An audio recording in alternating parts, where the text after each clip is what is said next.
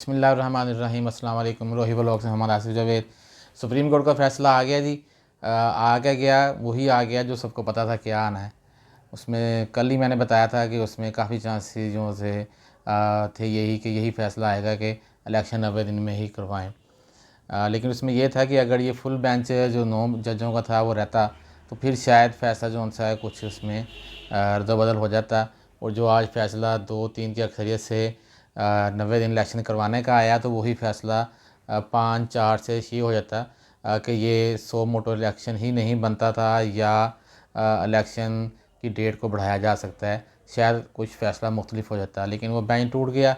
इन 5 जज साहबान ने जो फ़ैसला दिया, अब इसके ऊपर जौन सी अपोजिशन है, जो पीटीआई है, वो कह रही है कि जी फ़ैसला आ गया, इसलिए इमरान खान साहब ने आज जो वो जेल भरो बल्कि जो नाकाम हो चुकी थी इनकी तहरीक, वो इमरान खान साहब को मौका मिल गया उसको बंद करने का। और आज उन्होंने कहा जी कि फ़ैसला आ गया अदालत का, इसलिए हम आज अपनी जेल भरो तहरीक जौन सी है वो ख़त्म करते हैं।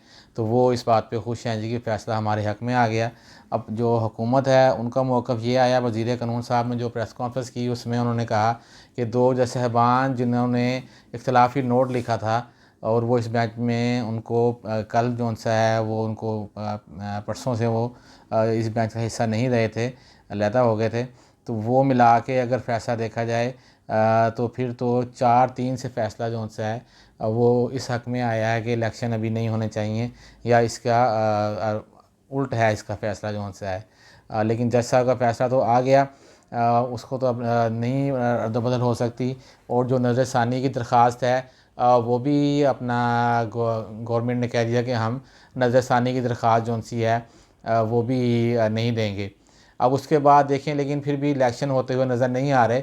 उसकी काफ़ी सारी वजूहत हैं कि जो इलेक्शन कमीशन है उसने भी कहा है कि हमारे पास अभी ना तो फंडिंग आई है जितना हमें पैसा चाहिए इसको इलेक्शन में करवाने के लिए, और हमारे अभी बहुत सारे काम जो से बकाया हैं, तो हमारे लिए अभी मुश्किल है कि हम फ़ौरी इलेक्शन करवा सकें। और दूसरा, आज से मरदमशुमारी शुरू हो गई है। मरदमशुमारी की वजह से भी फ़र्क पड़ेगा कि मरदमशुमारी आज शुरू हुई है, तो उसके हिसाब से जो पाकिस्तान का कानून है उसके मुताबिक ये है कि जितनी आबादी होती है सीटें उस हिसाब से तकसीम की जाती हैं।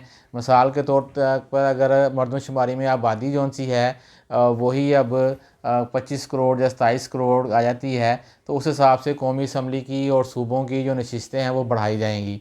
नंबर 1। नंबर 2, किस शहर में कितनी आबादी, हर आबादी के तनासुब से ही MNPA की सीटें बनाई जाती हैं।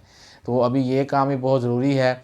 उससे मुताबिक अगर आती हैं तो फिर नई जो MNA MPO के हल्का बंदियाँ जौन सी हैं वो चेंज हो जाएंगी और दोबारा नए सिरे से जौन सा है वो हल्का बंदियाँ बनेंगी। तो अभी इस तरह के काम जो रहते हैं उसकी वजह से लग रहा है कि कुछ भी हो जाए अभी ये हुकूमत इस इलेक्शन करवाने की पोजीशन में नहीं है।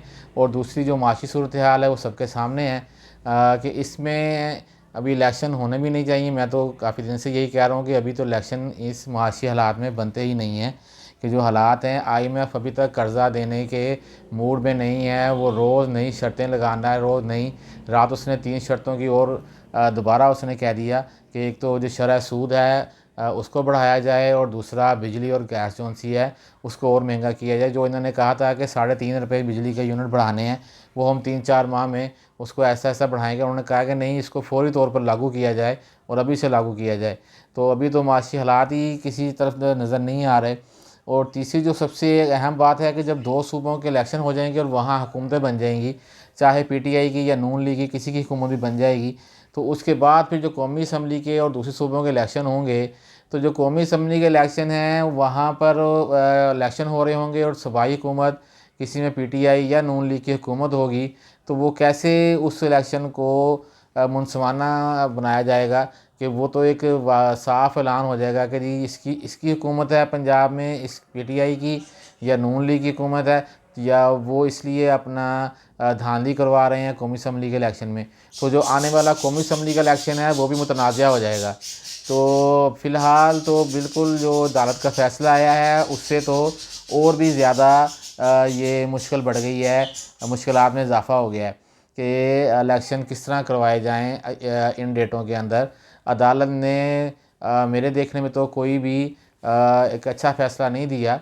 कुछ ना कुछ सारी चीज़ों को देखने के बाद उनको फ़ैसला देना चाहिए था। बहुत जल्दबाज़ी में 2 दिन के अंदर अंदर फ़ैसला सुनाने के चक्कर में उन्होंने एक फ़ैसला थोप दिया है, लेकिन इलेक्शन होते हुए नज़र नहीं आ रहे।